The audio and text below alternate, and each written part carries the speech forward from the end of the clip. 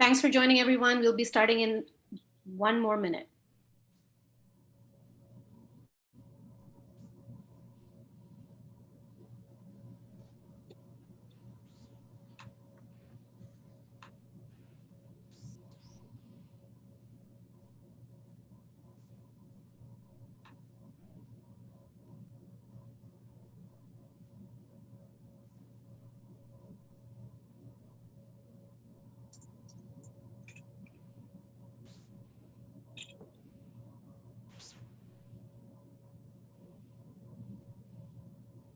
All right, I think we can go ahead and get started here.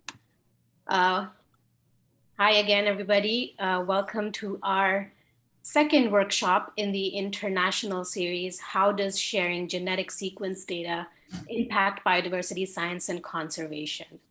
My name is Jyotsna Pandey, and I am the Director of Public Policy at the American Institute of Biological Sciences and Executive Director at the Natural Science Collections Alliance. I'm also a member of the planning committee that has taken the lead in organizing these workshops. Now, before we get started, I want to go over a few housekeeping items. This workshop is being recorded.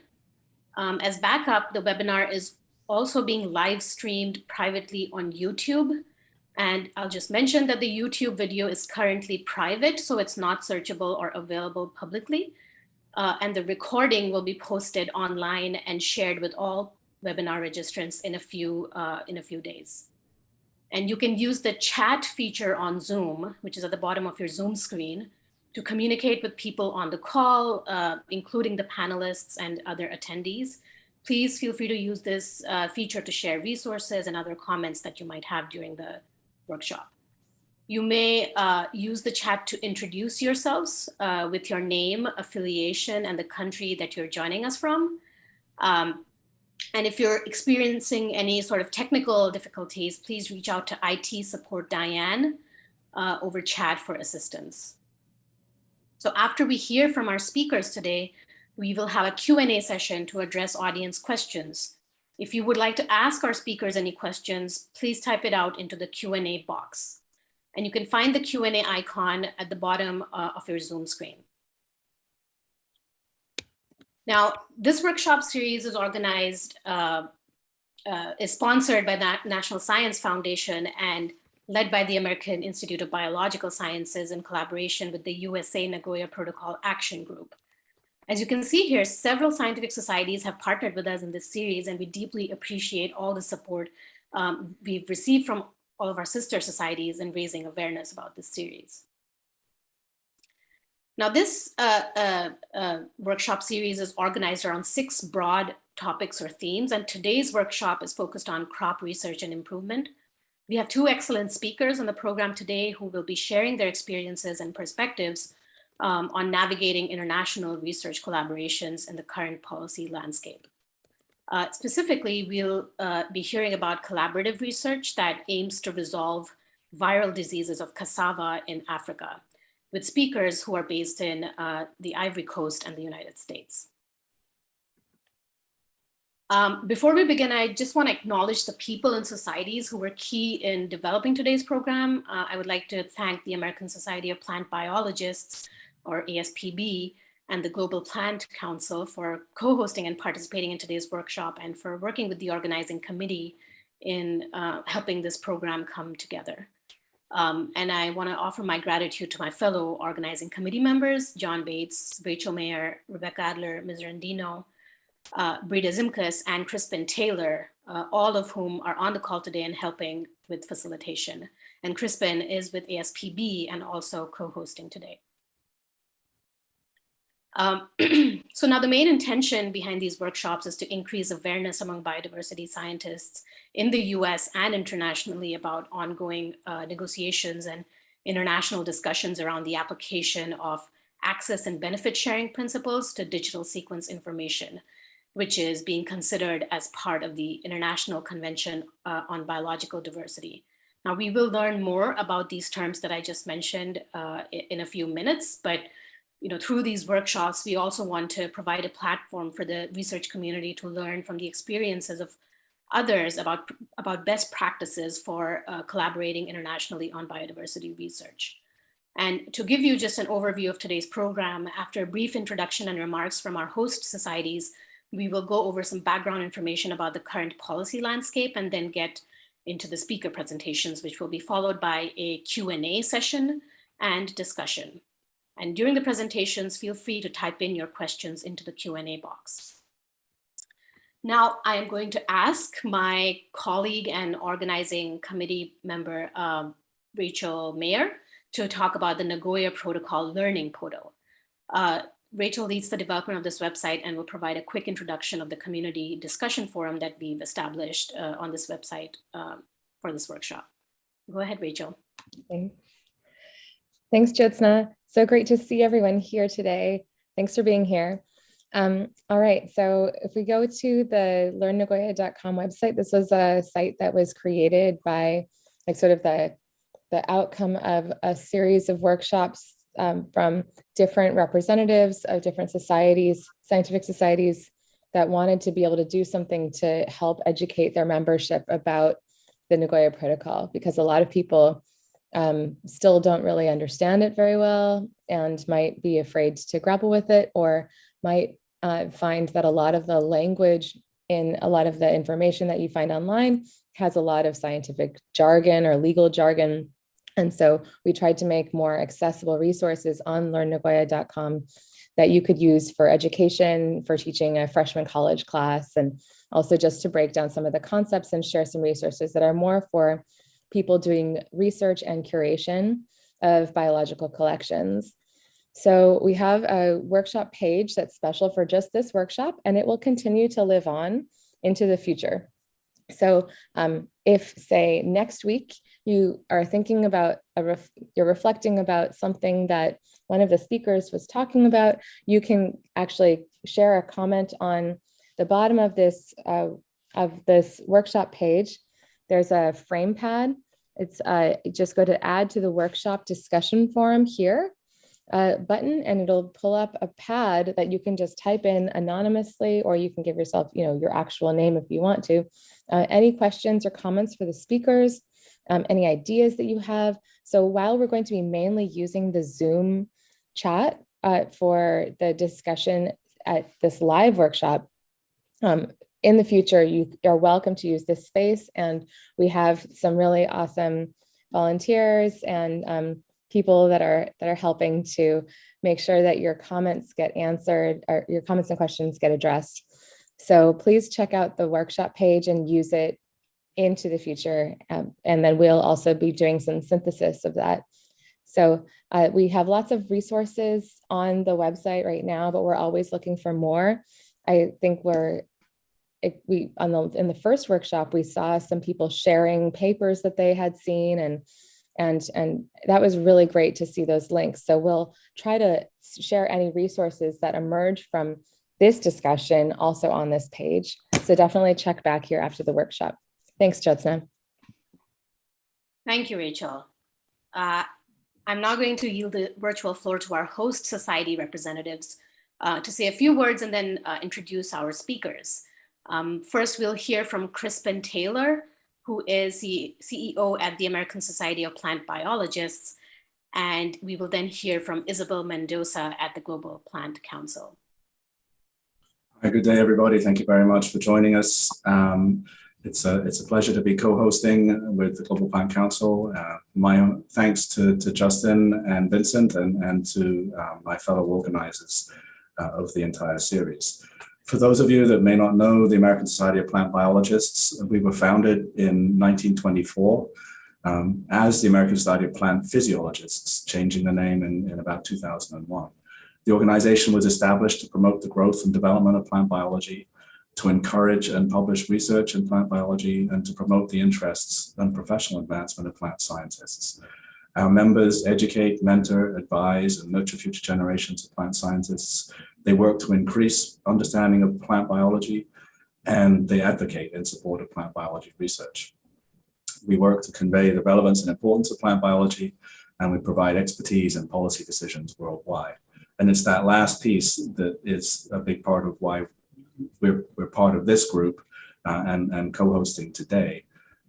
The expertise that our membership brings informs decisions and policy decisions and others.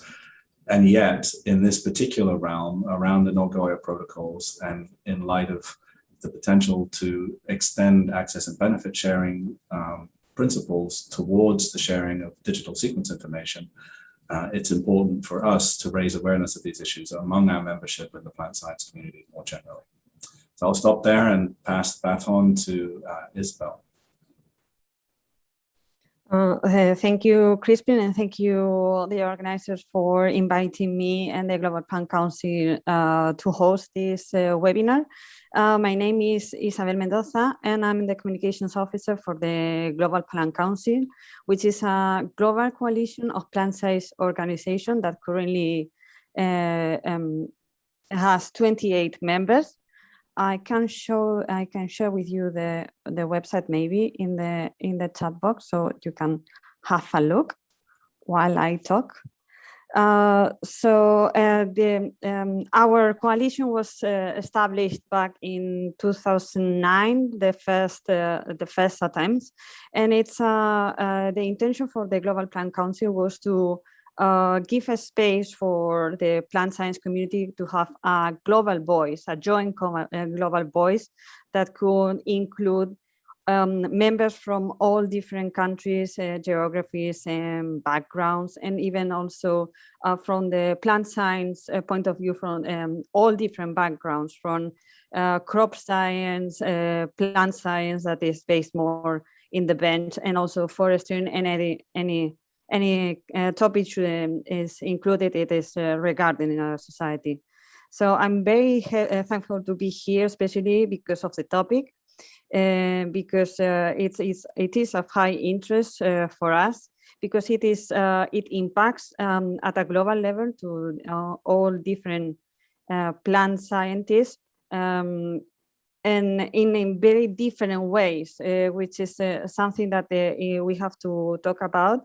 And it impacts you in many different ways, depending on what is your country of provenance, or which are the species you're working on, and which kind of collaborations you establish with different parties.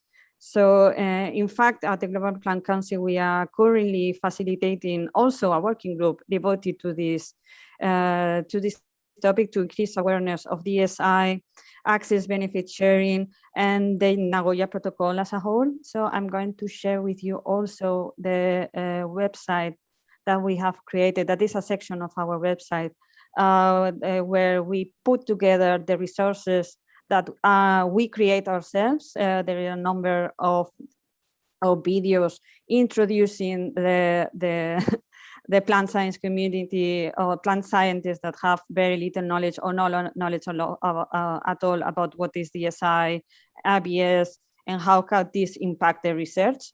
And also a way of introducing other resources that are made by other societies in a way that it is easier for the newcomers to have a grasp of what we are talking about. So that's all from my side, and thank you again for having me.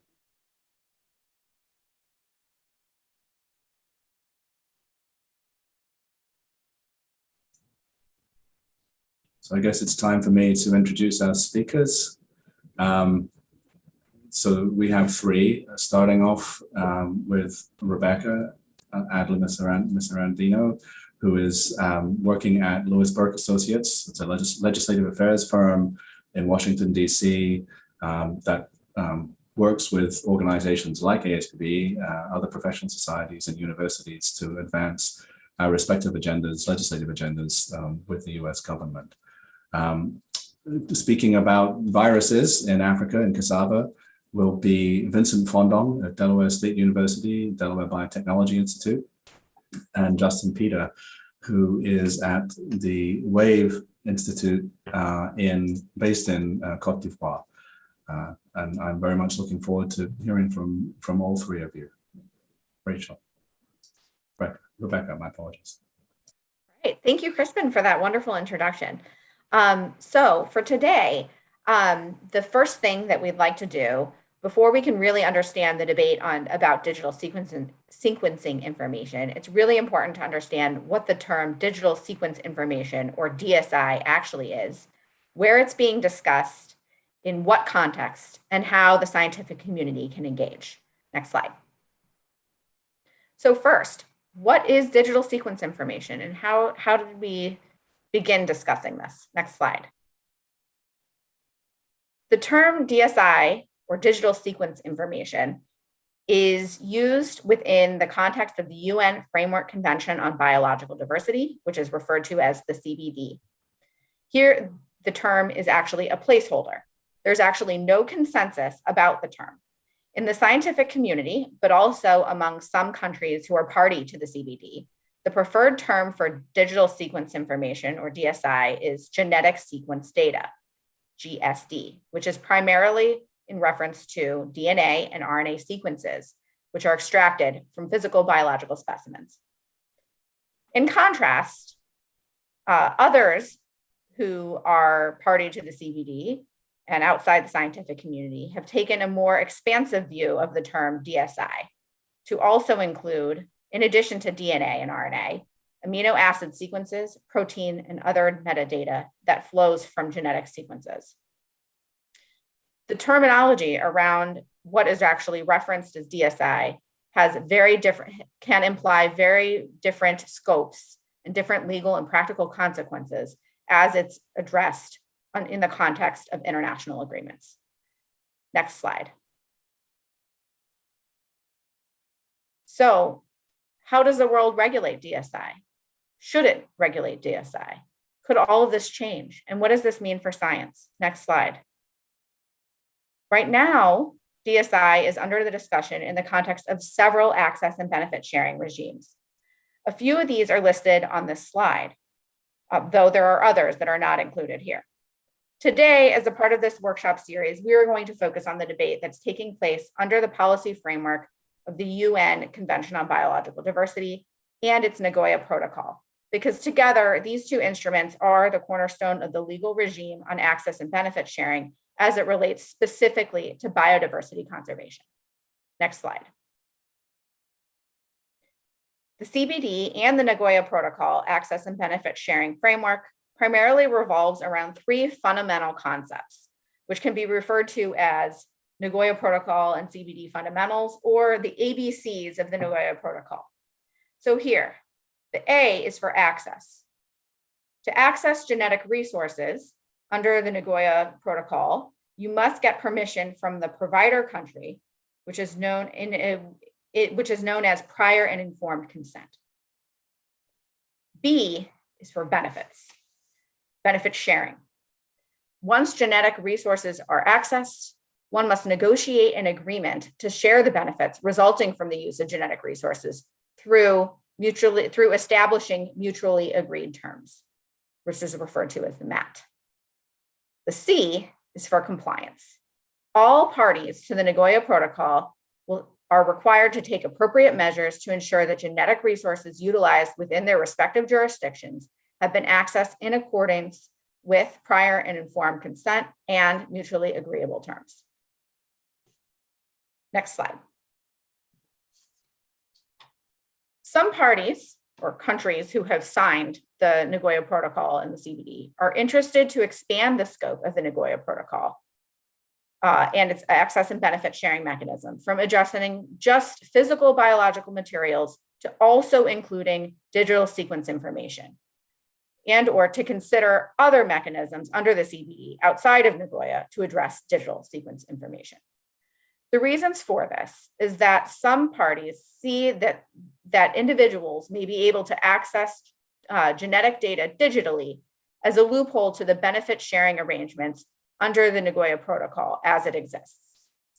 They also recognize that there's a value to digital sequence information and the potential for this information to be utilized for monetary gain, and want to ensure that producers are compensated for the use of these resources. They also have the desire to utilize the access and benefit sharing mechanisms as a way to grow domestic capacities. Importantly, though, each country who is a signatory to the Nagoya Protocol, develops its own policy framework. So some countries have already put in place measures and policies that address DSI, where others have their policies that only address physical biological material under the protocol, independent of the policy discussions taking place under the convention right now. Next slide. So there is a lot at stake with these conversations. Although the utilization of DSI can convey benefits to all through scientific research, its use is controversial within the framework of the CBD and the Nagoya Protocol. Parties primarily are discussing two big picture issues on which agreement has not yet happened. First, should DSI be included or not in the scope of these agreements, or at least within the scope of the Nagoya Protocol? In other words, is genetic data the same as physical biological resources? The second question is over the implications of possible inclusion or exclusion of DSI and what that could entail for the fulfillment of the agreement's objectives. In other words, will regulating DSI actually advance biodiversity conservation or not? If DSI is understood to fall outside of the scope of the convention, the Nagoya Protocol, the instruments would not be explicit about how provider parties would benefit from their genetic resources once the genetic information the physical materials contain has been digitized, stored, and shared. On the contrary, if DSI is understood to be included within the scope, the convention and/or the Nagoya Protocol, there is a series of complexities that have to be addressed to understand how this could be implemented within the access and benefit sharing regime. For example, there are difficulties to determine the origin of genetic resources and how from which a particular piece of digital sequencing information actually originated. There are complexities to monitor the use of DSI after it's collected, published, and shared. There are difficulties determining the extent to which each sequence has contributed to a final result for which benefit sharing may be triggered. And it's also difficult to understand, and some people question, how this additional regulation would actually lead to the conservation of biodiversity in the end and enable sharing of digital sequencing information to enable scientific research and discovery. Next slide.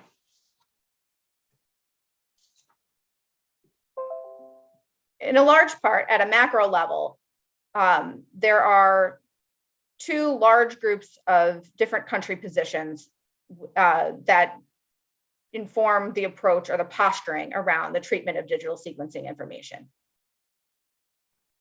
First, the views held by provider countries, including, for example, Brazil, Ecuador, Mexico, India, South Africa, Argentina, and others.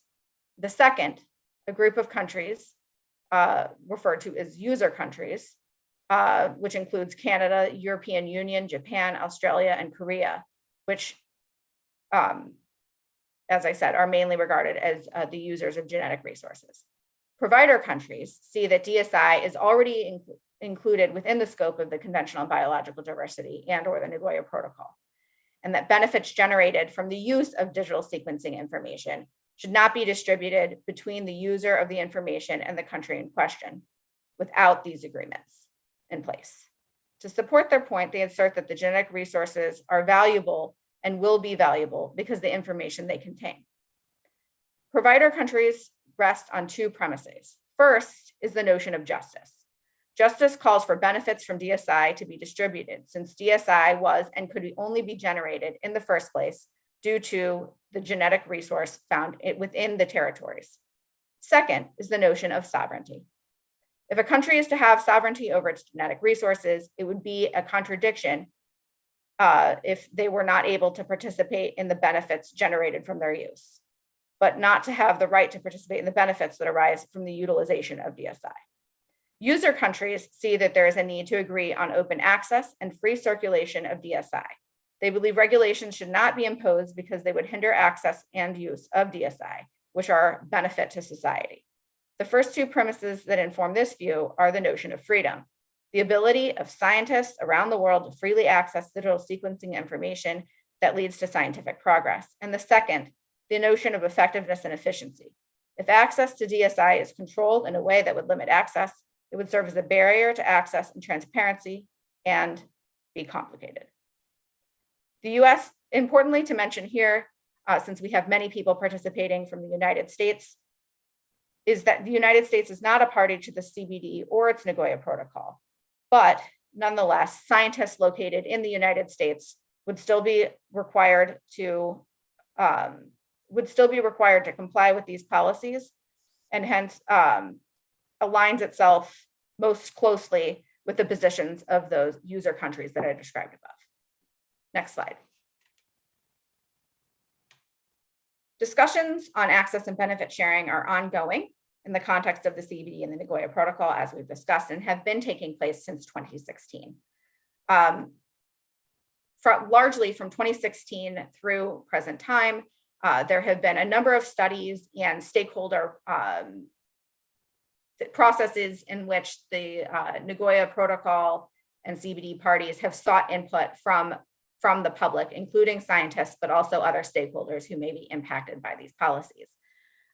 It is expected that there will be a decision on how digital sequencing information will be treated under the Nagoya Protocol and or the Convention on Biological Diversity within the next several months, linked to ongoing conversations about the post-2020 Global Biodiversity Framework. We expect decisions to be taken at the next COP in April and May of 2022 to be informed by ongoing conversations with a small group that's specifically focused on digital sequencing information that will be continuing to meet through the winter. Next slide. To date, international scientists have opined on the digital sequencing information issue. Several points that they have highlighted in their submissions and conversations with CBD negotiators and Nagoya Protocol negotiators have been that they are interested in actual detailed plans on implementation that actually look at what the potential impact could be of new policies and options being considered, including how these options could impact future technological developments and scientific research. There's also the general view that however DSI is addressed, we should be seeking to preserve open access and enable international collaborations. Policies should be practical, efficient, and cost-effective, ensure legal certainty, and be adaptable to the requirements of other access and benefit sharing instruments, including possible future instruments that may be generated. And I would also like to highlight, though it's not on the slide, the scientific community has also been quite vocal in wanting to ensure that whatever policy is developed and agreed also puts at its center the primary goal of these instruments, which is the conservation of biodiversity. Next slide.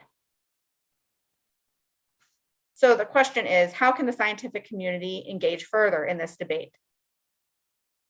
Here, I will point out that we should all be thinking about how we can make use of every opportunity to explain points and reasons in a clear and comprehensive manner, trying empathetically to understand the reasons behind provider countries' positions, and to think about ways that we can think about providing solutions to address their interests as well. One thing we can do is get in contact with international scientists, both from developing and developed countries, producers and user countries. We're all scientists, and we can message our interests and reasons as a voice of one, taking into consideration common ground, but also the different capacities that we all have in our own countries. And in doing so, some questions that we may consider that we will discuss further today are the distinction between commercial and non-commercial use of DSI, mechanisms that may lead to responsible use of DSI, best practice for the scientific community and for non-commercial use, and creative benefit sharing opportunities. Because after all, benefit sharing is not just about money. Thank you very much, and I look forward to hearing from our other speakers.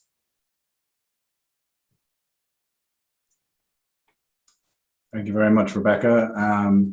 We're now ready to learn some more about viral diseases of cassava, but also how the value and importance of sharing of digital sequence information is in mitigating and understanding these diseases.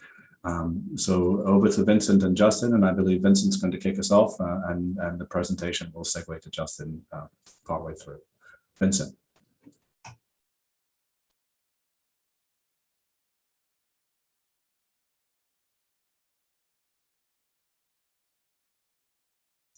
Vincent, you need to unmute.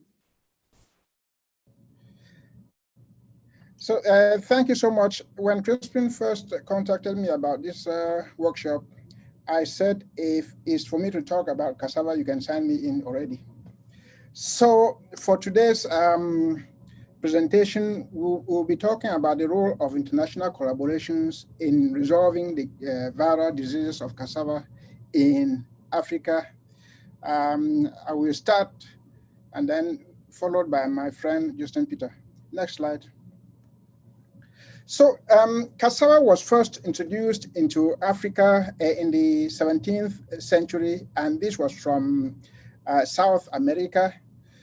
And incidentally, the viruses we'll be talking about are not present in South America. So they only got, the crop only got infected when it was introduced in Africa. So next slide. What does cassava, how does cassava look like? And unfortunately, maybe our photos cover the crop, but this is a crop that is grown mainly for the tuberous roots that it produces. And currently, it's estimated that about 800 million people worldwide use this as a staple food. And one other very important characteristics about this crop is that it's grown mainly by smallholder farmers and in isolated farms. So you don't have large plantations of cassava.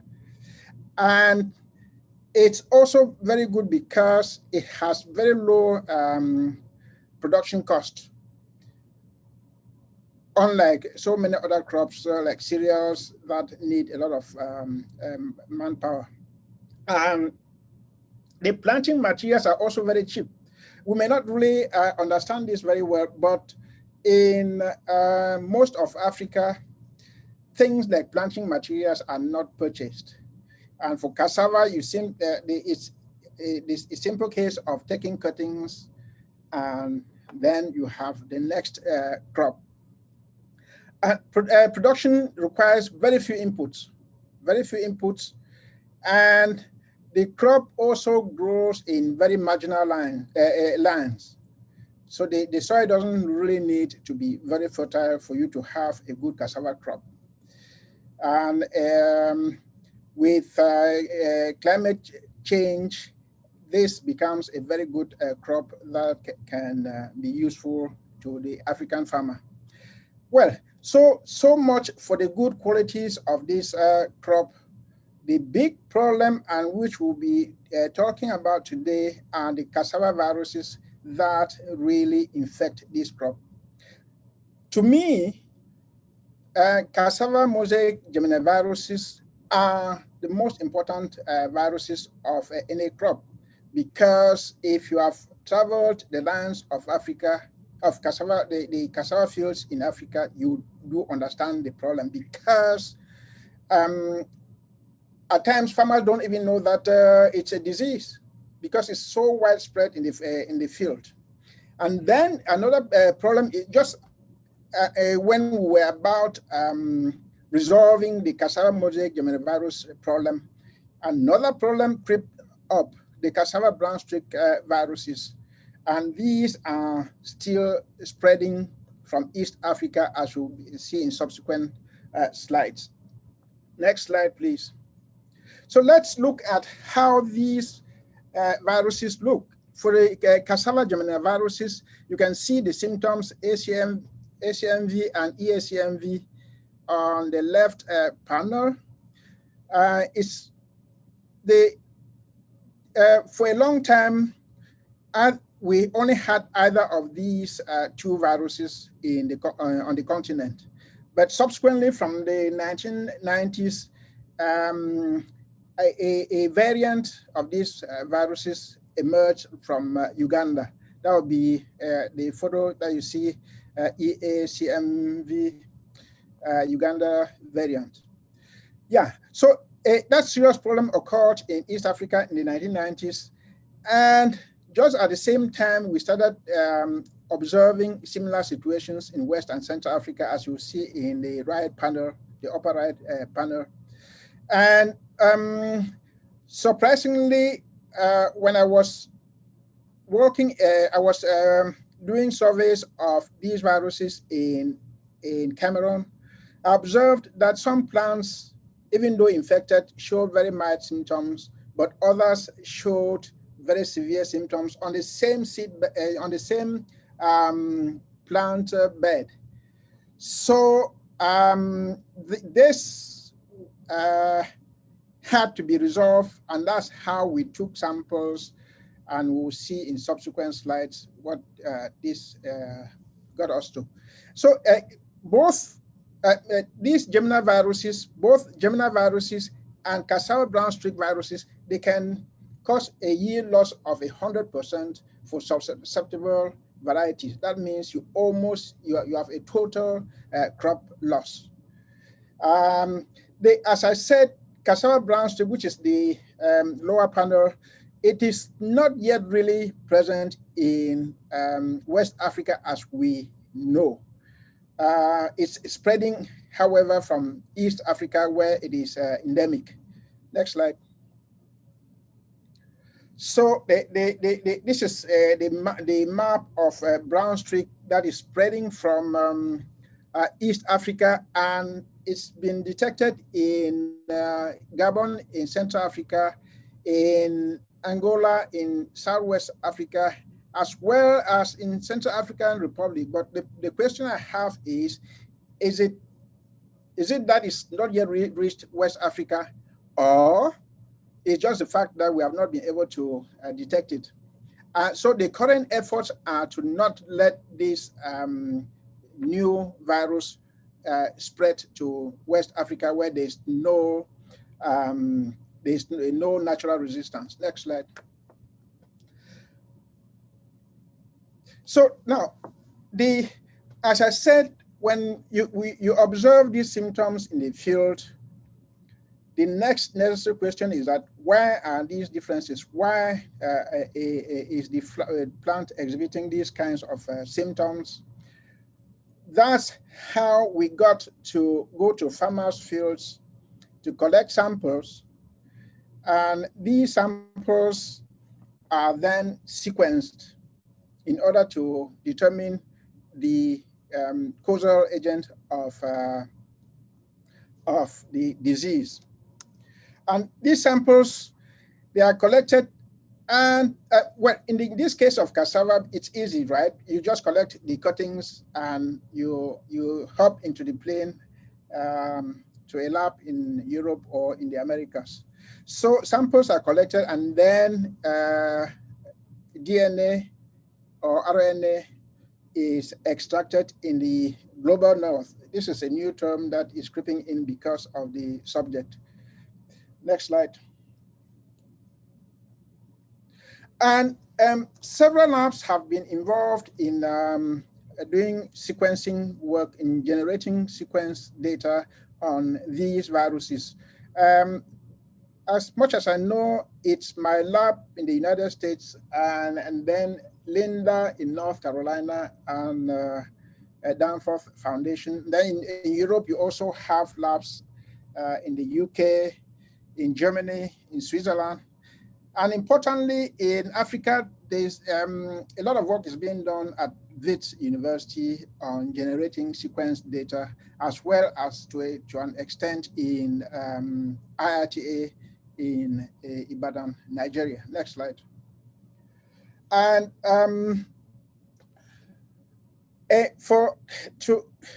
how the samples are collected and the data and the sequencing data generated is these experiments are designed in the global north. That means in Europe, in the Americas, and then local scientists only participate in collecting samples from the fields because they know the fields better. And occasionally they may be involved in designing the experiment, but this is not usually the case.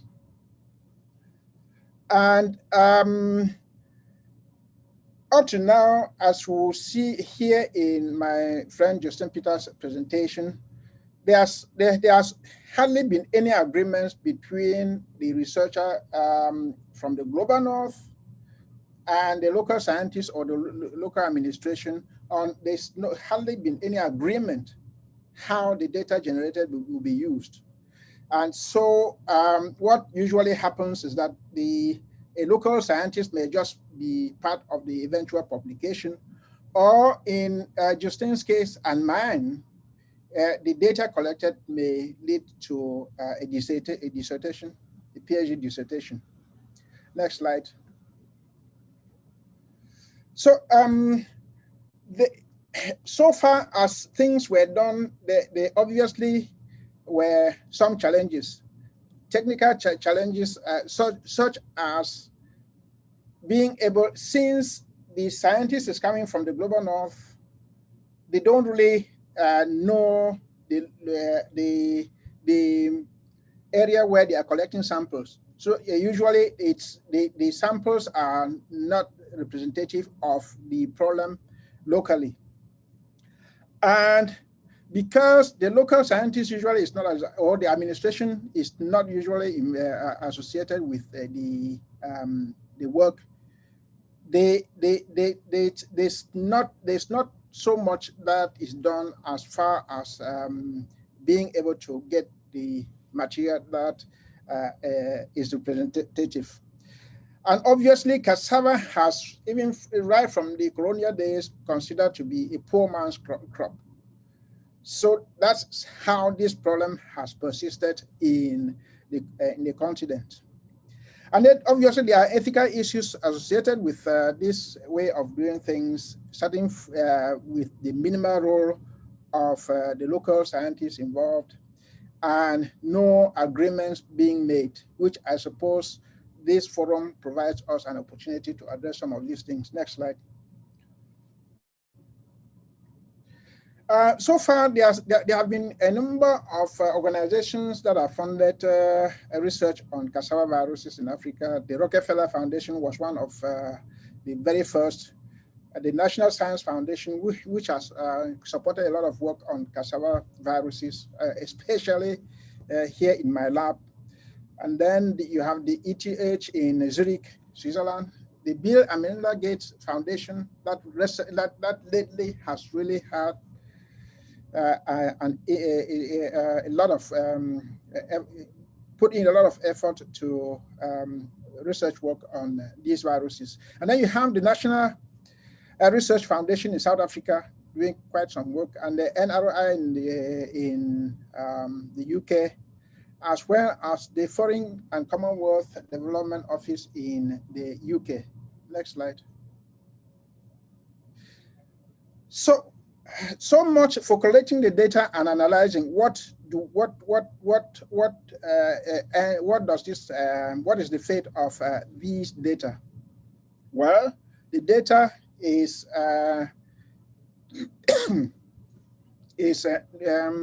placed in the gene bank or in databases, gene bank and EMBL, and is freely accessed by other scientists and used for publications. And lately, these data are being explored in order to develop resistance for these viruses using genetic engineering.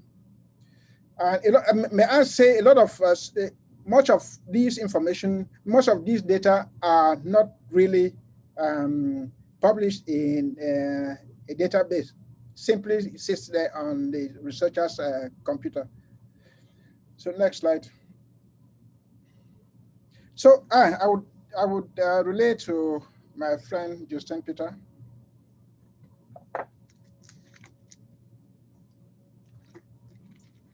Thank you, Vincent. I would like also to acknowledge the organizer and thank them for allowing me to present today and to talk a little bit about WAVE, program that I'm leading. So I would like to say that most of the difficulties and challenges that that were raised by Professor Vincent Fondong still dictate part of a collaboration between the West and the South. However, an alliance of Central and West African scientists is contributing right now in reversing the tide. Next, please. This alliance is called WAVE, Central and West Africa Virus Epidemiology, which is an alliance of National Agricultural Research System for 14 countries. You can see the countries with the stars on the map here. The objective of this alliance, of this WAVE network, is to increase the productivity and sustainability of the tuber crops in Africa through a coordinated management of virus disease threats. When we say coordinated, is very important. That's where we talk about alliances, when we talk about working together. The WAVE is funded by the Bill and Melinda Gates Foundation and the Foreign Commonwealth and Development Office of the UK. So the WAVE was launched in 2015, and in this year, in 2021, WAVE became a regional center of excellence for transboundary plant pathogens under the auspices of the Economic Community of West African States. What I would like to say is that the protocol used in all the 14 countries is harmonized. The way we collect our samples is harmonized, and we work together so that results are comparable and we follow the same method, the same protocol. Then it's also important to mention that the work we are doing, the collaboration is governed by partners' obligation. Can you turn to the next slide, please? Yes, partners' obligation is very, very important. If we want to reverse the tide, we develop a document of many pages that we call the Rules of WAVE. The Rules of WAVE establish clear rules and procedure for prior informed consent and mutually agreed terms with clarity, transparency, and fairness. And this is also included in the Nagoya Protocol. It's very important that people we are collaborating with sign the Rules of WAVE. And all the partners of 14 countries, 14 hubs, do that with WAVE. Next slide, please. We have an even larger network working with partners in Europe, in the US, in the Americas, and in the rest of the world. Can you click once, please? I would like to highlight the work we are doing with Cambridge University and Scriptoria, which is a company based in the UK. Both of them, as you will see in the next slide, please,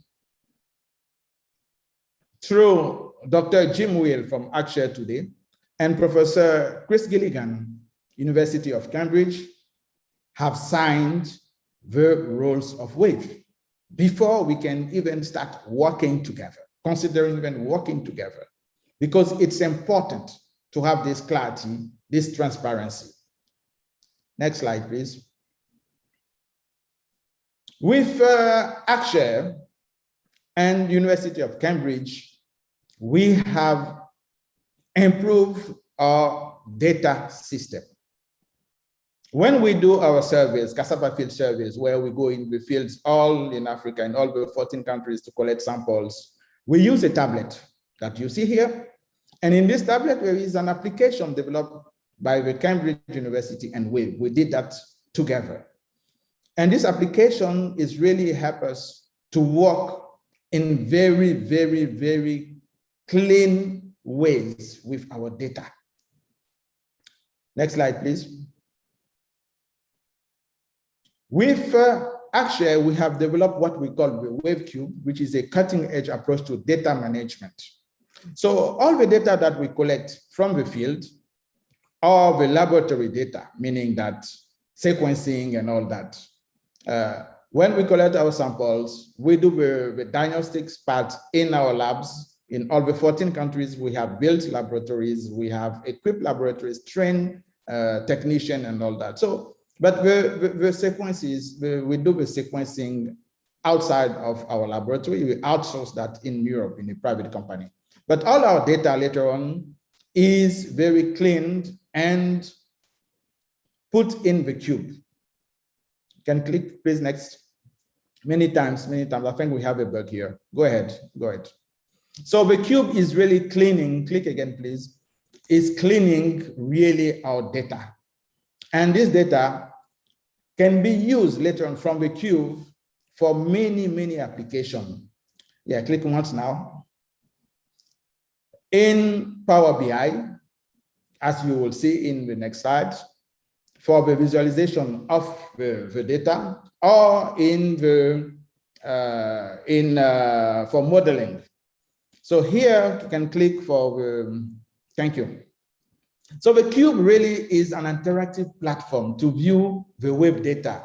It can help with surveillance for early warning as an early warning system, and it's really interactive. So we are working on making that available on our website, and so that anybody, extension officers, any person interested in understanding that can work on that.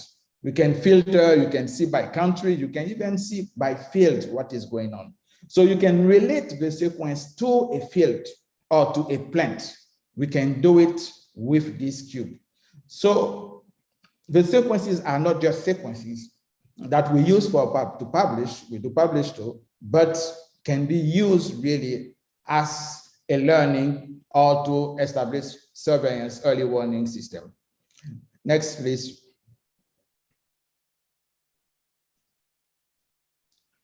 We can use also our sequence data. Can you pause here, please? To really do a modeling, develop model. Can you go back, please? Go back. Okay, you pause here. Can pause? Yeah, thank you. So as you see here, we can use our data from the cube to model the spread of the disease Vincent was talking about from the East Africa to West Africa.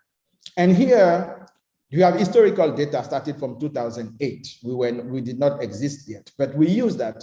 When you see that it's really dark green, that means that the density of planting of cassava is really high. And the greener part you see is Nigeria, where you have like 180 million inhabitants, 80% of the population that is using cassava for daily consumption. The disease we are talking about, the CBSD, if it gets to Nigeria, it's going to be really a disaster, a crisis, a food crisis. And if it's in Nigeria, that means it's everywhere in West Africa. That's what we don't want to happen, and we have to be proactive. And we use this model to do public awareness, talk to policy leaders, to government. Can you play for the, thank you. Because you see here, as soon as we can have this first incursion in Cameroon, which is next to Nigeria, you will see Nigeria, all is red as fire. That is the crisis I'm talking about, that we cannot allow. So when a government minister of agriculture sees that model, then he is concerned. Then he thinks that something needs to be done. Next slide, please. This you have, if you have an occurrence somewhere around Cotonou or Lagos, 7 years after, this is what's going to happen. 12 years, this is what will happen. Next slide. But we can show with our model that if you use on the left side is no control, on the right side, if you use strategic deployment of resistant material. You can curb the epidemic, the pandemic, the spread of a disease. And this is possible. So the sequence that we are getting not allowed us to make surveillance map, epidemiological maps and thing distribution of strains and all that, but they can help to make CBSD management scenarios and help make decisions, policies. And this is very, very, very important. From the lab to the desk of the governor or the desk of the president. It's really important. A single sequence of viruses, but used in collaboration with scientists in the north, scientists in the west, scientists everywhere working together with roles, respecting each other because there is a protocol signed. Can be the Nagoya protocol that we are using, any protocol that can be used for that. Now, you can see that what we showed for cassava here can be used for banana. It can be used for any cocoa virus disease. So what we are discussing today is very important to us. DSI is very important. Rebecca talked about sovereignty for the provider countries, the question of scientists' progress and freedom for users, for other countries. But most importantly, you can see here, sequencing are a solution for food security worldwide and particularly in Africa. And it's an important debate that really we need to have. Next slide, please. Vincent.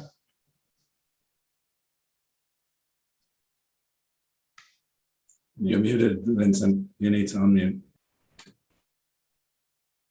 So, so far, we believe that we have done quite a good job at identifying the problem, at determining what is at the cause, or what is the cause of these cassava viruses.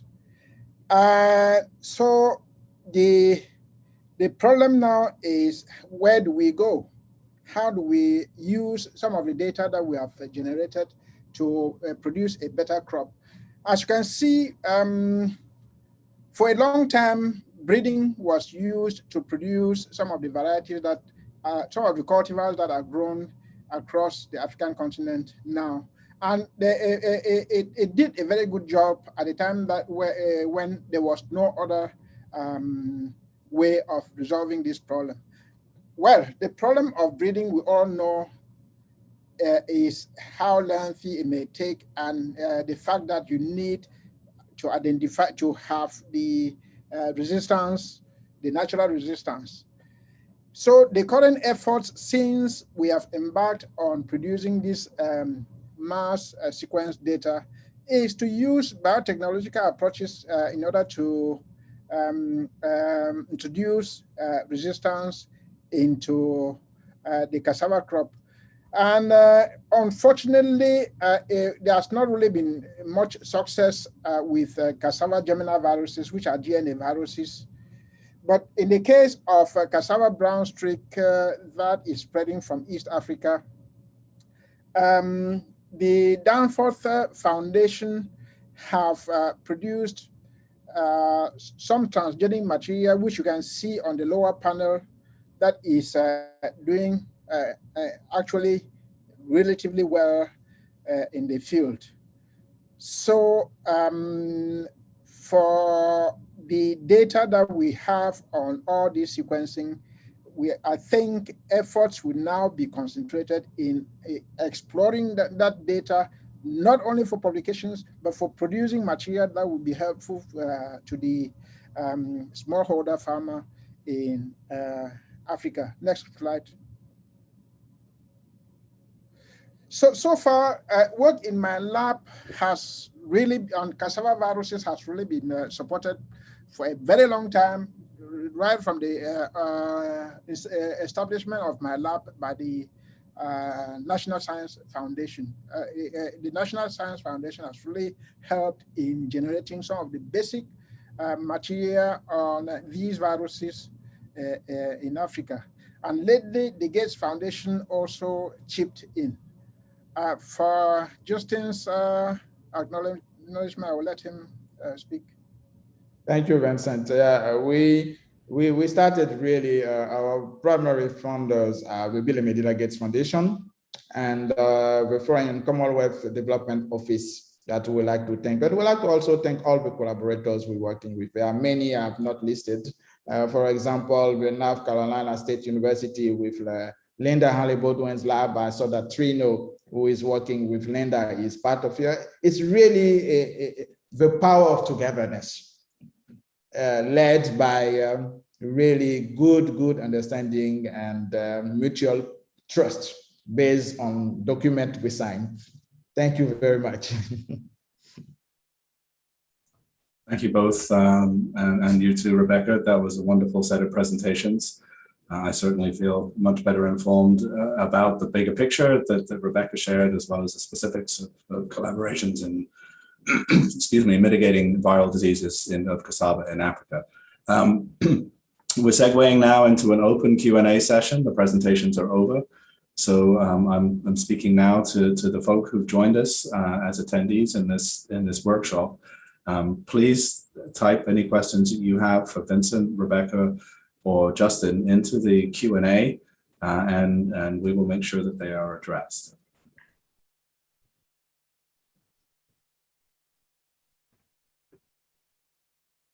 Don't be shy.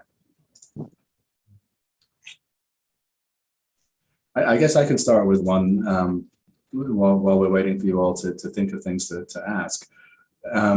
Justin, you referenced the Nagoya protocols in the sort of framework of your WAVE agreement. To what extent did you use the Nagoya protocol to govern how you put together those agreements? And to what extent do you think agreements like that ought to be adapted, whether or not the Nagoya protocols are extended to include DSI? Yeah, we think, thank you, Crispin, for your question. We think that protocols are important. It could be the Nagoya protocol, it can be any of the Ontario protocol. It has to be important to know how we work together and what the product of our research will be used for and how it's going to be shared from the get-go, so that we understand each other and we can communicate freely and work in transparency. So the transparency part of clearly stating who is going to benefit is the part of the Nagoya protocol that is really important. Now, talking about benefiting or paying to get the material, that's where we have questions. If you look, for example, at what we've shown with cassava viruses, we really need to have scientists from all the world to have access to those sequencing so that they can help us resolve the problem we have. So for this type of sequences, really, I think should be open for everybody to work on it. Knowing that if there is a how do you call that, a patent to be developed, then the product of a patent is shared and this is written. But for beneficial microorganisms, for example, if you have sequences, then we can really benefit from the Nagoya protocol where we say, we provide that to you, but because you're going to sell it to get something, we should get it too from the get-go. So this is where we think that these protocols are important. Great, thank you very much. I have a follow-up. So the WAVE agreement is between WAVE and individual labs in other parts of the world. Was there also an overlay with individual countries, part of WAVE, that were requiring additional prior informed consent or mutually agreed terms over and above the bilateral wave agreements?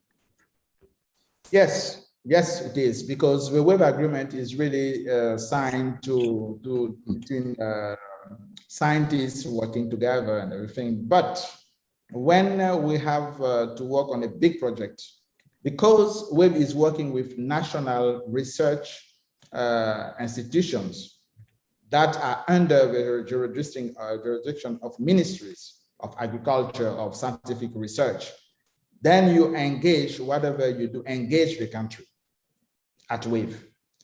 We have to have agreements signed at the country level, at the ministry level, yes. Great, thank you very much. So we are having the first questions asked by the audience from Anna Dai. This is both a comment and a question. So she writes, from my perspective, it seems that funding requirements are a major challenge for equitable partnerships, as funding is not often equitable, distributed to partners from the global south and north. So the question is, do you see funding structures as one of the major holders for equitable partnerships? And if so, can we change this? So this question is both for Vincent and Justin. I'll let Vincent start. Okay, I think, and before even I answer, I need to state that these agreements, we shouldn't look at them only as an opportunity for a local scientist or the local administration to have something. It also plays a role in having everybody involved, some commitment from the local administration. Mm-hmm. So I think there are things that can be done in order to improve the collaboration. Like during, when the grants are written, the funding agency, just like the NSF does usually, that there's an agreement between the institution, there's a letter of commitment from the local institution when the grant is submitted. So I'll let Justin continue. Yes, to answer this question, yes, I'll say that, yes, one of the problems is start by funding. You know, it's not equitable.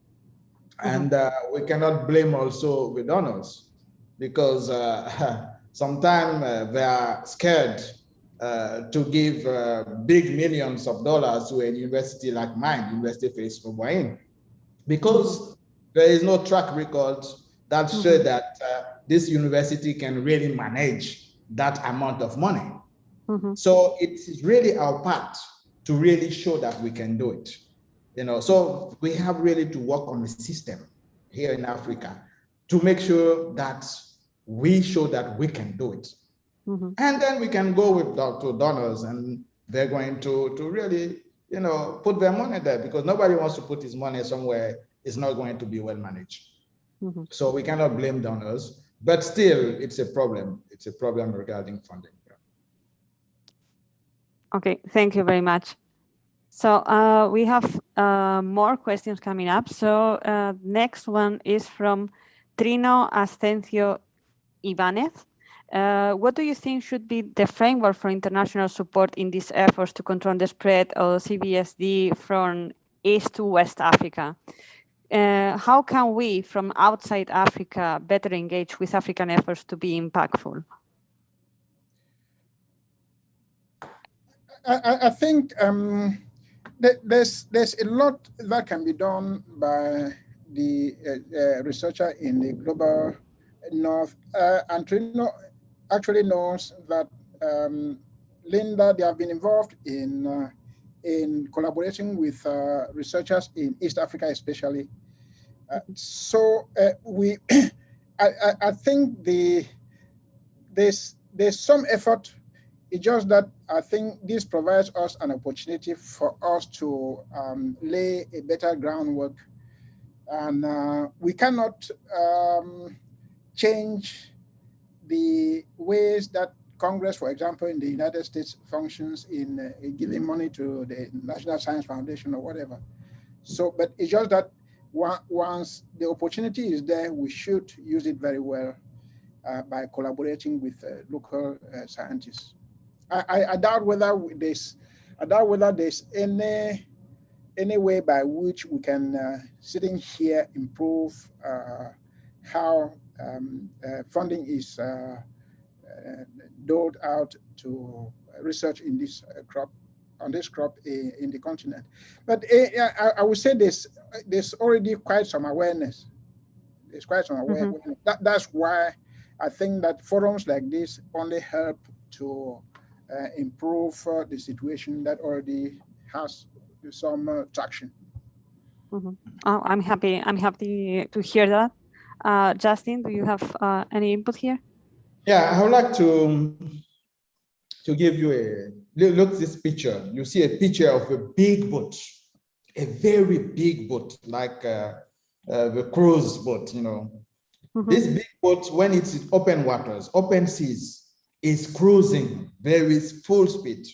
But consider this big boat as, you know, the advanced laboratories or the CGs. When it's questioned now to give the product of this research they are doing, you know, to where it's needed in Africa, they need to use some of the narrow path where this big boat cannot go. We need to change the vehicle using a canoe that we have in Africa and change the messenger, somebody who understands what is on the ground, so that the product of the research in this big boat can reach small other farmers, for example. So to solve this disease issue in Africa, we all need to understand our role. We have to work together with in good partnership, good collaboration, led by trust ensured by protocols, so that big research, NAS work together in problems, define the problem and find solutions, and NAS in Africa can go and give the product of this research where it's needed. But all need to be done with trust and each of us knowing our role in this system. If we do that, Trino, I think that we're going to go far. So as a summary, I think we can say that in order to help, we should improve the awareness, we should improve the trust between the countries and transfer knowledge. That would be the summary. Okay. Thank you. Sorry. Oh, Crispin, you go ahead. I was going to read the next question. Maybe you want to jump in. Sure, I'll take care of that one. We can alternate maybe. It's fine. This one is from Matsuaki Suzuki, who's joining us all the way from Japan today. And it's unpacking, I think, a little bit further one of the earlier questions about national laws in the countries in which WAVE is operating. So how did you respond to the laws of each providing country, and did each country have relevant laws? Yeah, it's we're talking about Africa. We have laws. Yeah. But the most important thing is not to have laws. Is to be able to respect the law we have. That's where the problem is. Over that, we have laws.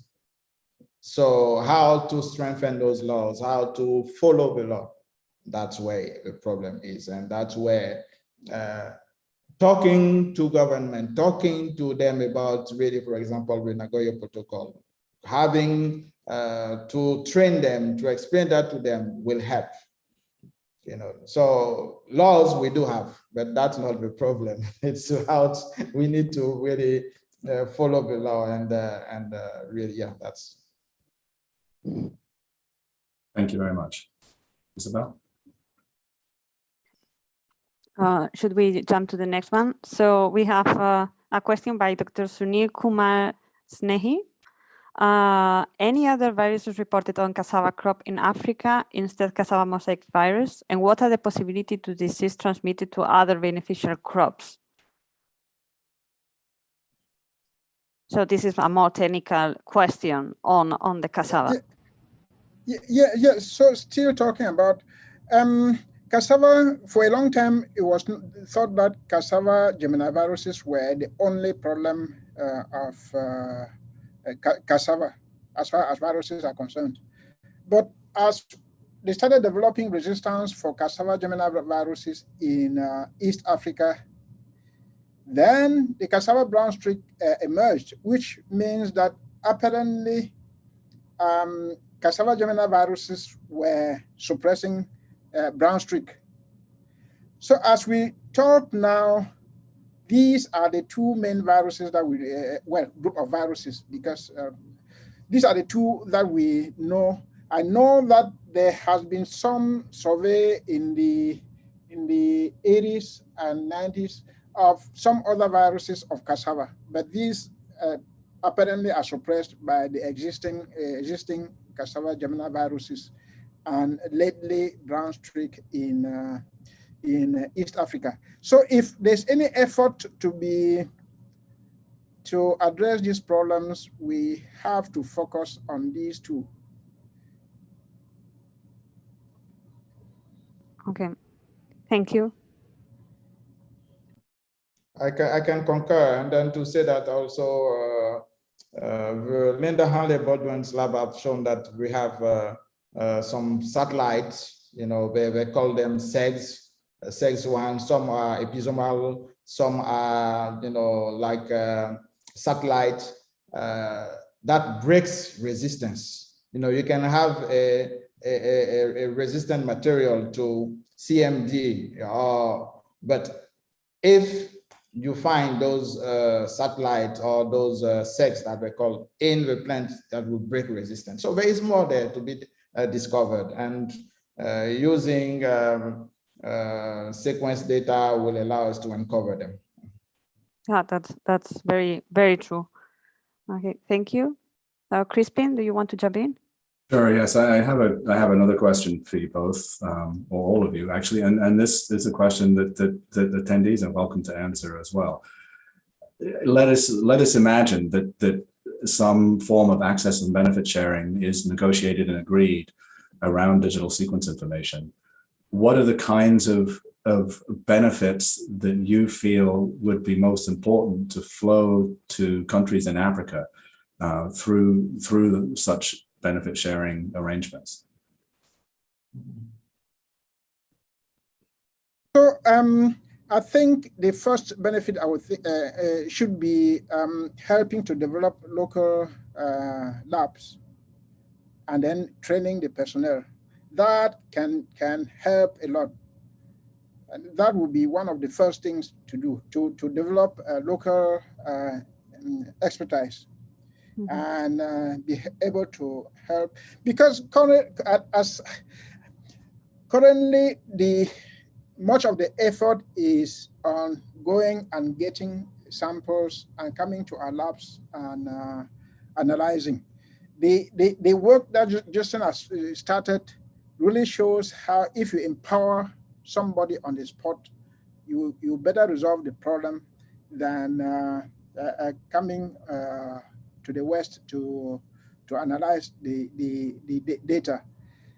So I think the most important is being able to develop the local expertise. Mm-hmm. Yeah, to add to what Vincent said, it's really, really important also to use this money to change the system and to put procedures in place, financial procedures.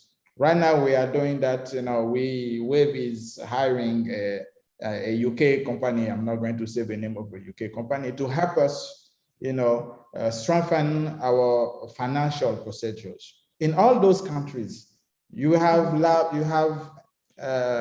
partners in Côte d'Ivoire, partners in Togo. You send the money in Togo, you don't even know how the money is managed.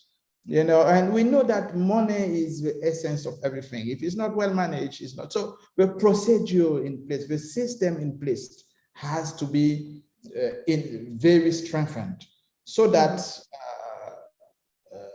things can be sustainable. Yeah. Thank you. And let me chip in with the way the International Science Foundation, Stockholm, Sweden, because they were the very first that supported my grant when I was in Africa. What they do is they manage the money, they create an account for the researcher in Sweden. And the researcher, if the researcher wants to make any orders, they process the orders and ship. If the researcher wants to pay some local workers, that amount that he needs to pay the local workers is sent. That is what happened in the 1990s when I was working in Africa. Today, it will be a lot easier with the ease of moving money around the globe. So it will be a lot easier if there's a funding agency, there's a fear that the local administration will mismanage or encroach into the funds. Then an account is created by the funding agency and there's communication directly with the scientist. This is to resolve the problem that Justin just raised about people not using the money for what it was meant. Right. So I was going to say that also Randy Singer appears to have answered the question in the chat. He says two main things that answering the same question, helping to be developed research in that country, and if patents happen, benefit reward sharing. I probably noticed that Vincent articulated it much better, says Randy. So I noticed that you have all three say basically the same, in other words, that we have, it has to be improve in some ways the procedures for knowledge transfer and the procedures for financial control. So, or financial reward. In a sense, so it's so you might have noticed when I asked my question, I didn't actually say anything about money specifically. I said benefits. Yeah, I noticed. And you know, from the privileged position of the global north, the notion of applying tolls to the use of sequence information is quite difficult to. Financial tolls is difficult to get over. So I wonder if some of what I completely agree with the comment about patents where there is actual money generated on discoveries potentially, then I can see a much easier route towards financial monetary benefit sharing. But beyond that, some of the things that you guys are talking about possible to achieve through training and exchange of personnel and things like that. They're still going to cost money. There'll still need to be funding for those things to happen, but they're not actual financial transactions.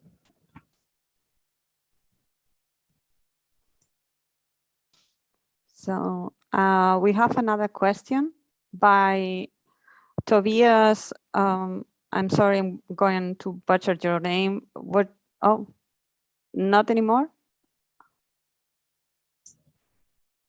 Oh, Brenda has already answered. Sorry, I answered it.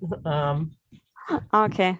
Should we say that each country can regulate access to genetic resources? So a good place to start would be to go to this Access and Benefit Sharing Clearinghouse, and they have a list of focal points, and you can reach out to the focal point to find out more information about that particular country.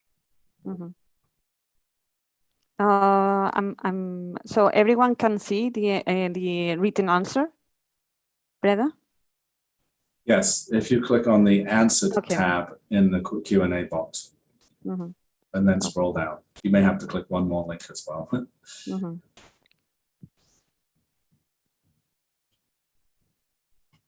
So we have also a question by Rachel Mayer in the chat box.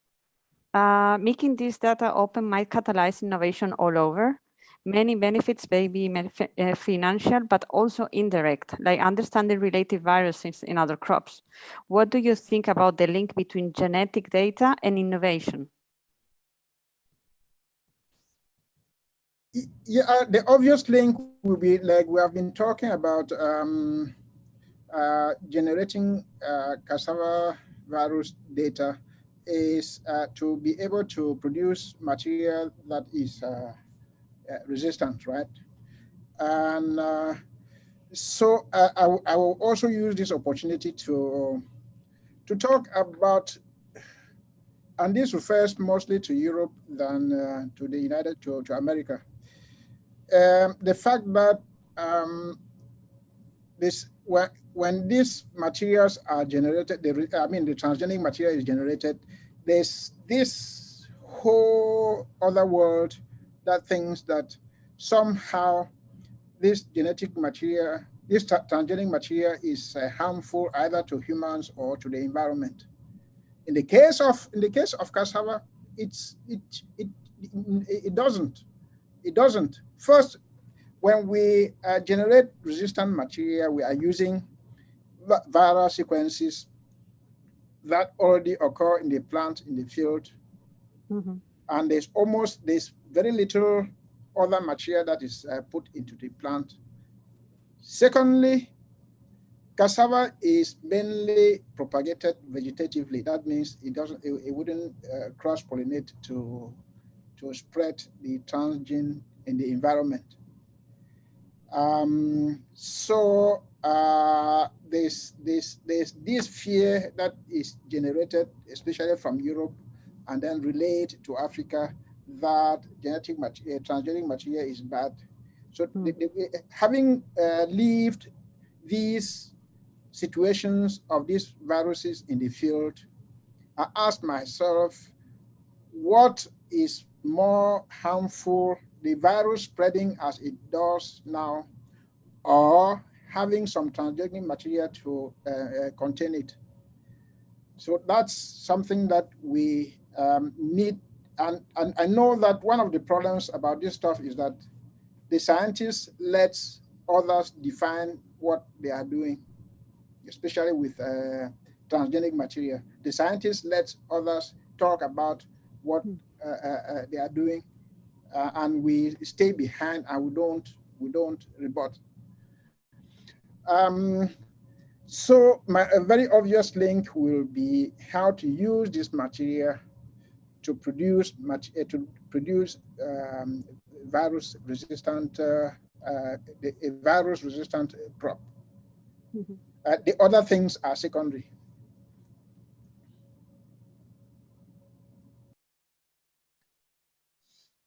I have another one. I'm sorry, just there's relatively few questions coming in from the audience, and that's understandable. It's not a large number of folk there. But I think during your presentation, your portion of the presentation, Vincent, you mentioned that some of these sequences are, exist only on an individual's computer, and I'm wondering what the extent to which that hampers progress if the sequences that are being generated by you and your collaborators, by Wave, by the labs that Justin mentioned around the world that are active in cassava viruses research, if all of those sequences are not readily available to everyone, is that a problem, an issue, and if so, how could we collectively go about addressing that? Yeah, so the crux of the matter is forums like this, because those sequences are in the researcher's computer, because when the experiments were designed, when the project was designed, it was meant for the researcher to have an active lab and produce some publications. It was not designed in order to make use of the genetic material that is generated. So if opportunities like this, if we were to make use of opportunities like this to enlarge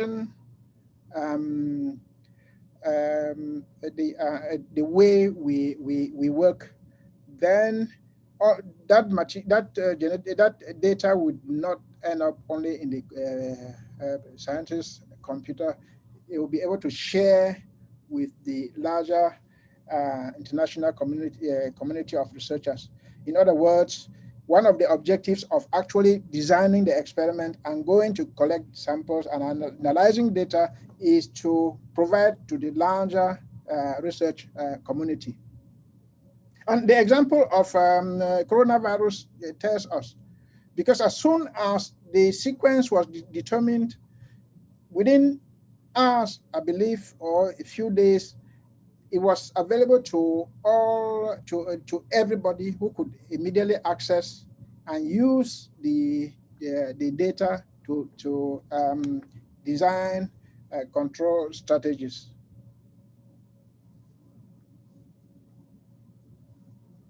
Thank you.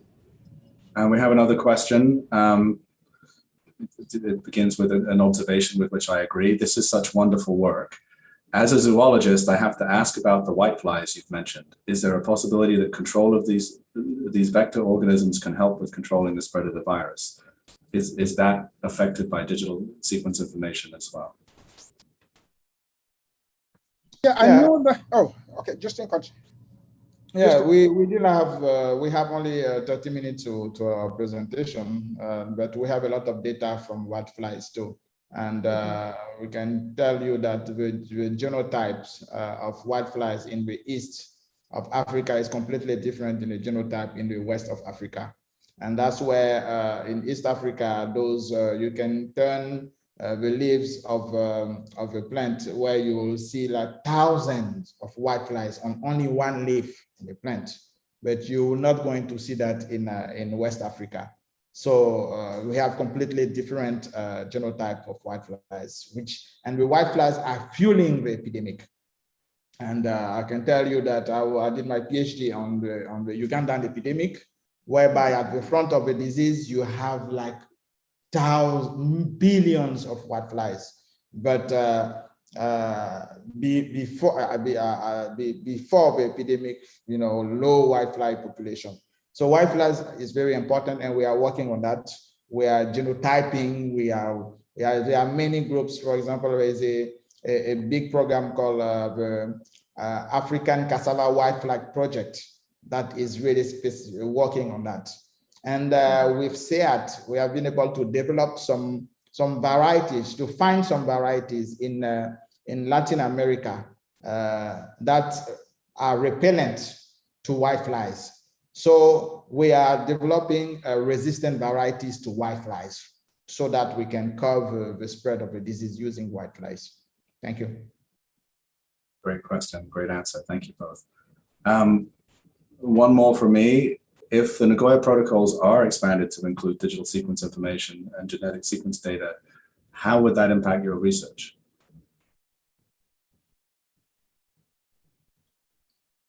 Hold on, Vincent, you're muted again. Yeah, I think I'll let Justin take this one. Vincent, I thought you were my friend. No, we are still friends, but you answer the question. Yeah. So I think it could impact our work down in Africa, because we need this partnership.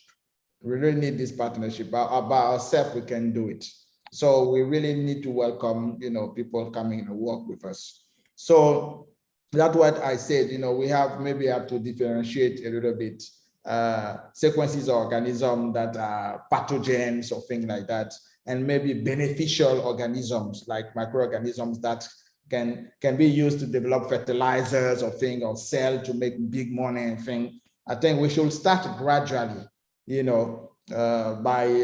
by putting emphasis on those type of sequences, and then move, for example, to pathogens later. That's my opinion of things. Thank you. I'm looking at my fellow organizers, and if any of you have any questions that you'd like to ask Rebecca, Vincent, Justin, please go ahead.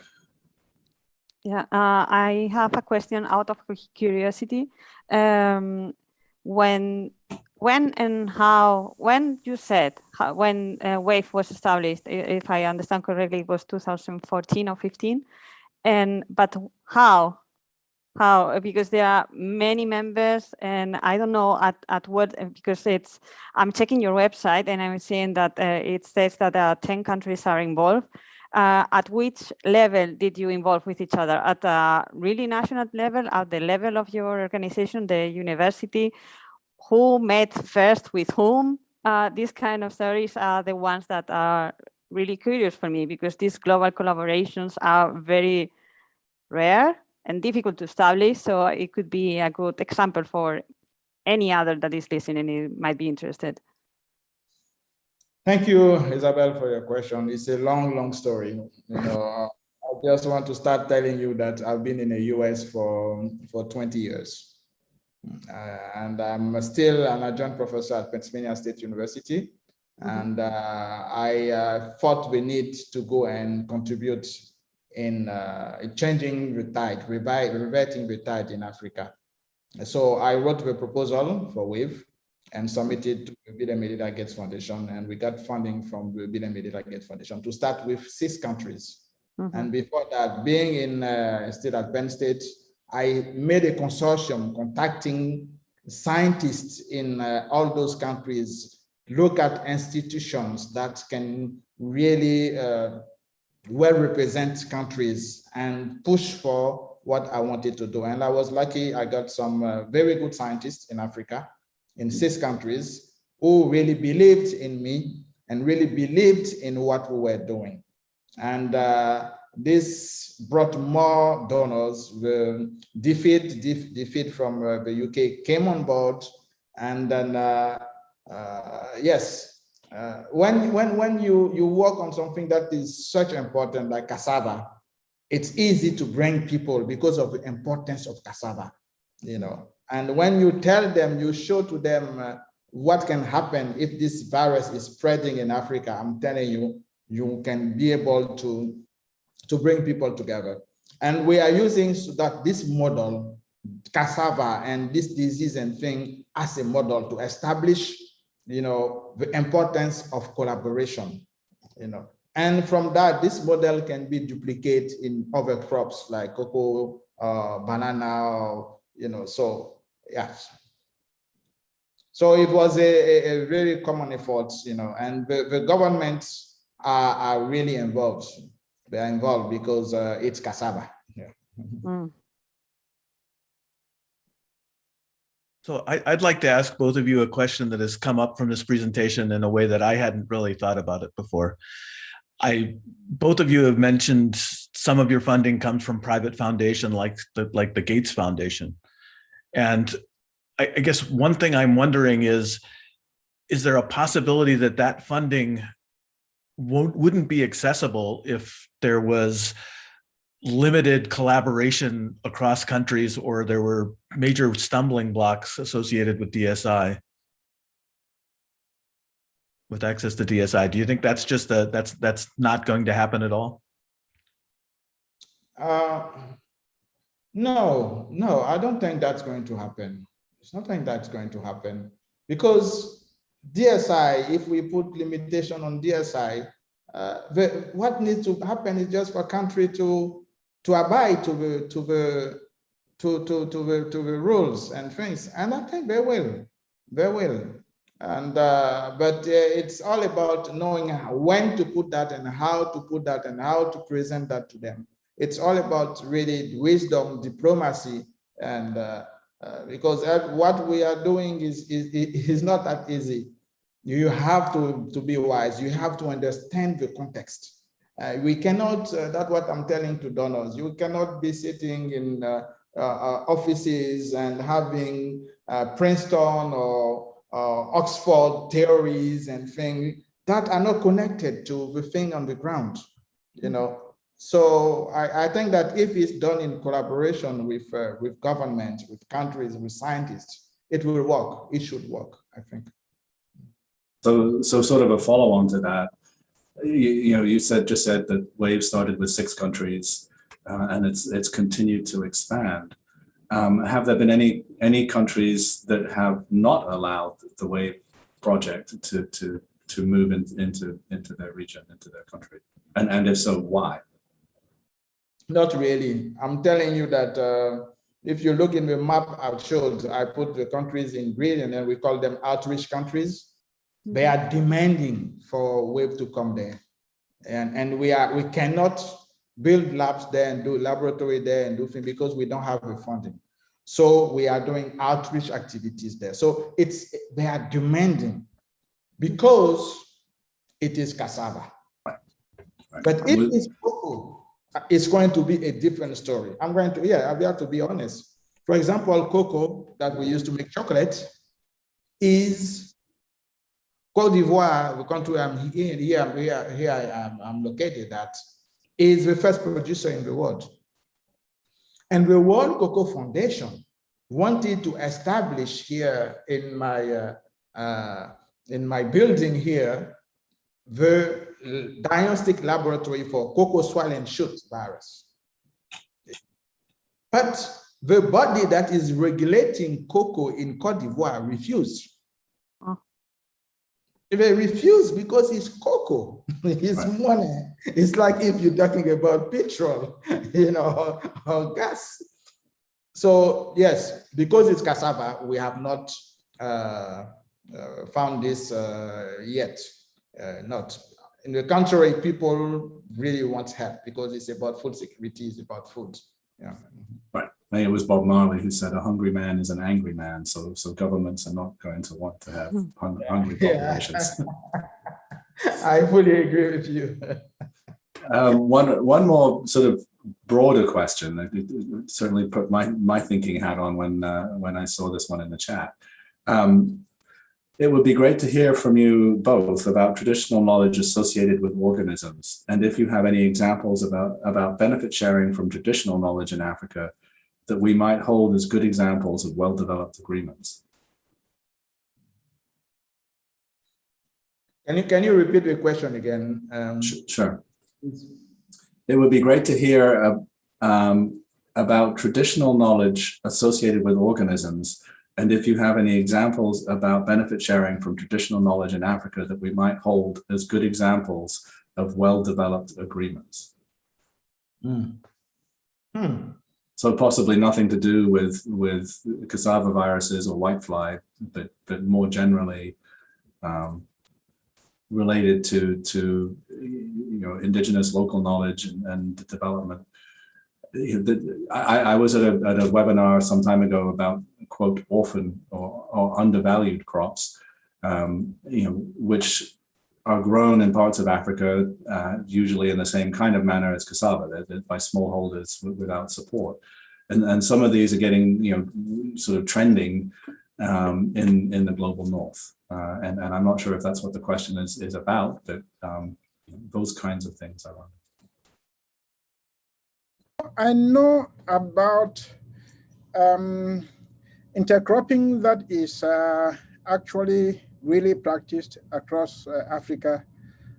Early on, when I was investigating germinal viruses of cassava, there were some experiments that are intercropped maize and cowpea and cassava. It turns out the incidence of the disease on intercropped cassava was way low compared with a monoculture, which is not really the greatest practice across the continent. Very hardly do you find cassava that is, or any other crop for that matter, that is, I mean, it's a low proportion.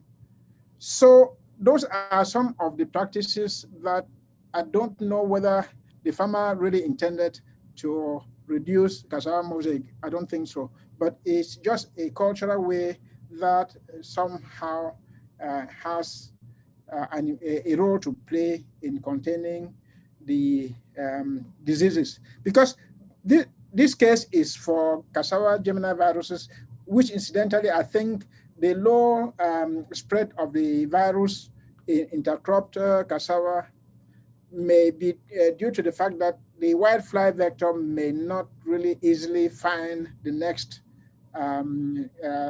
cassava plant. So it stumbles onto maybe maize. It's also this may also apply to many other diseases. That when you intercrop, the incidence of the disease is low. Because farmers intercrop, say, maize, cassava with cowpea or soybean, there's some benefit to the, as far as, for example, nitrogen fixation is concerned. So these are some of the cultural practices that are very helpful and which may actually be mitigating some of the problems that we find. Yeah, I'll give just 2 quick examples. For example, when you cassava here in Côte d'Ivoire, we have a meal we call atieke. You know, it's like couscous from cassava. And to make that, you have to ferment, you know, cassava. So to ferment it, you have to use a bacteria to do the fermentation. And really, our mothers, they have the best knowledge on that. And when it was developed, it's used now in China. Those bacteria, you know, are used for fermentation. And so talking about, for example, organisms, we can take these bacteria, talk about this rhizobia. We also have, for example, during COVID-19,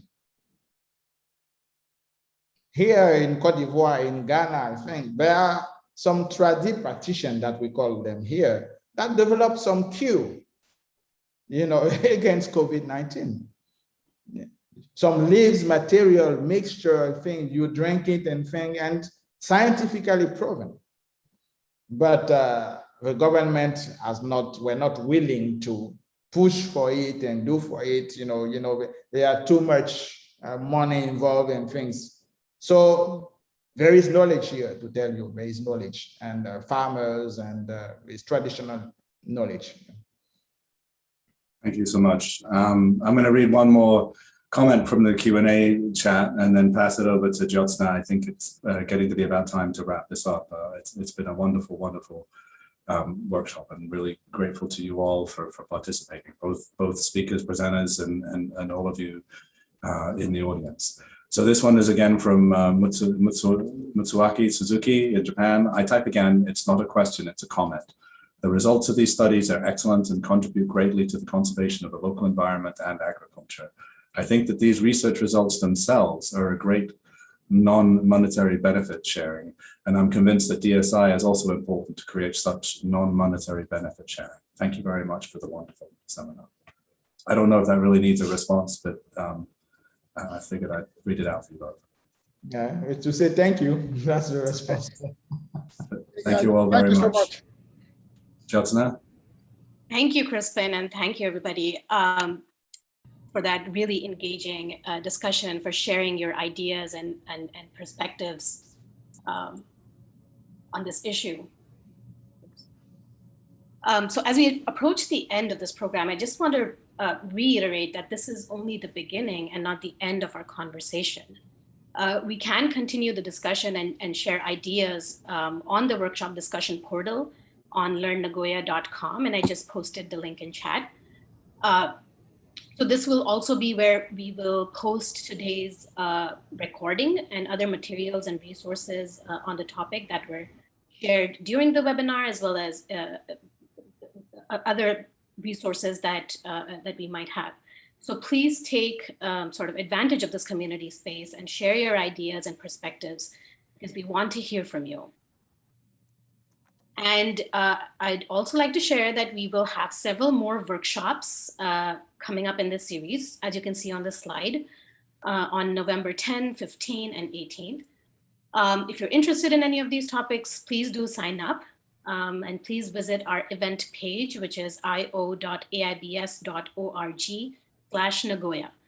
to learn more and to register. So we hope to see you again in future workshops.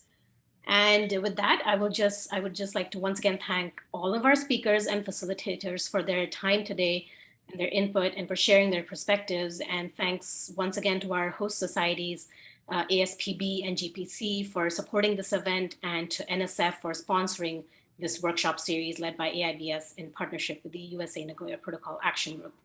And last but not the least, a big thank you to all of our attendees today for joining us and for participating. We hope that you will continue to engage in these discussions with us, each other, your colleagues, and your policymakers and focal points on these issues. Thank you.